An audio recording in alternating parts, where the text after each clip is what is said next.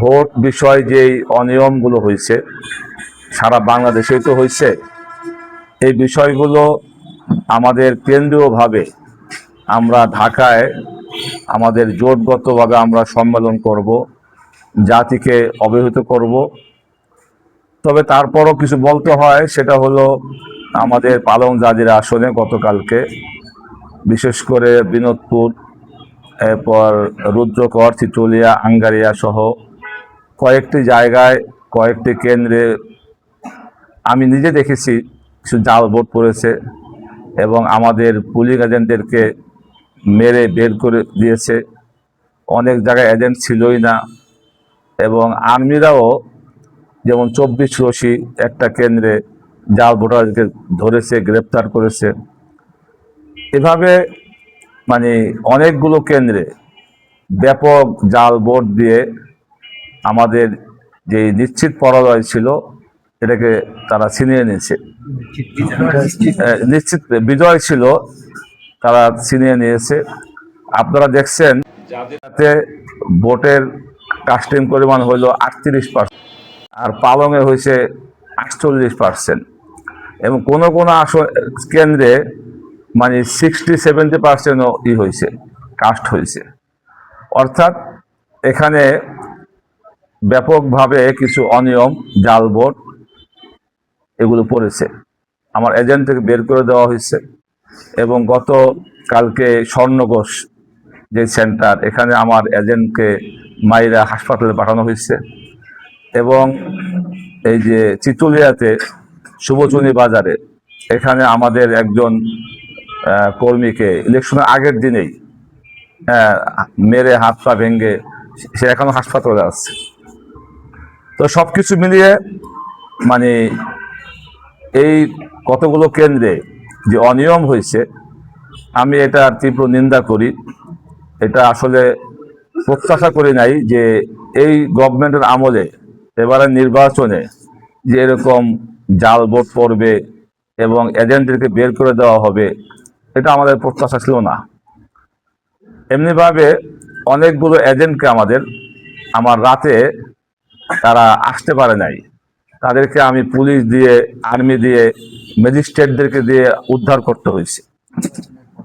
ইলেকশনের ভোট গণনার পরে আমার 4-5 জন এজেন্ট এই 24 রশি, 22 রশি, ডোমসার এইসব জায়গায় আমাদের এজেন্টদেরকে মানে পুলিশ, আর্মি, বিডিআর দিয়ে উদ্ধার করতে হয়েছে।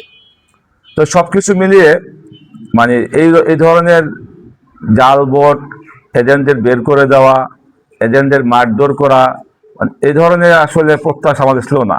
আমরা চেয়েছিলাম, জাতি চেয়েছিল যে একটি সুষ্ঠু ভোট হবে, কোনো অনিয়ম হবে না। কিন্তু আমাদের প্রশাসন এটা ব্যর্থ হয়েছে।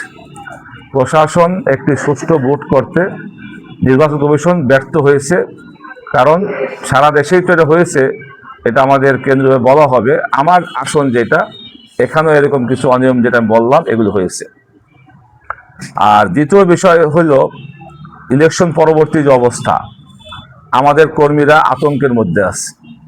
অনেকে বাড়ি যেতে ভয় পেতেছে, দোকানপাট খুলতে ভয় পেতেছে। তো আমি মনে করি প্রশাসনকে আমি আহ্বান করব যেন ইলেকশন তো পাস ফেল থাকবেই, তো আমাদের কোনো নেতা কর্মীদের কেউ যেন হেনস্থা, কোনো আক্রমণ বা কোনো আঘাত করতে না পারে, এ ব্যাপারে প্রশাসন খেয়াল রাখবে। পাশাপাশি আমি বিএনপি প্রার্থী যে বিজয় লাভ করেছে সাইদ ইসলাম সাহেব, তাকেও আমি আহ্বান করব বা তার দলকে আহ্বান করব যেন এলাকায় শান্তি শৃঙ্খলা বজায় রাখে এবং কোথাও যেন মানে আমাদের প্রতিদ্বন্দ্বী প্রার্থীদের, কর্মীদের বাড়ি ঘরে বা কাউকে আঘাত না করে। এই ছিল আমার আজকের কথা আর কি। তো সর্বশেষও আমি আবারও জাজিরা পালংয়ের আমার সকল ভোটার, সকল কর্মী, সকল শুভানুধ্যায়ী যারা আমাকে বুদ্ধি দিয়ে, পরামর্শ দিয়ে, অর্থ দিয়ে আমাকে হেল্প করেছেন, তাদের সবার শুকরিয়া আদায় করি, ধন্যবাদ জানাই। ভাবে দেই নাই।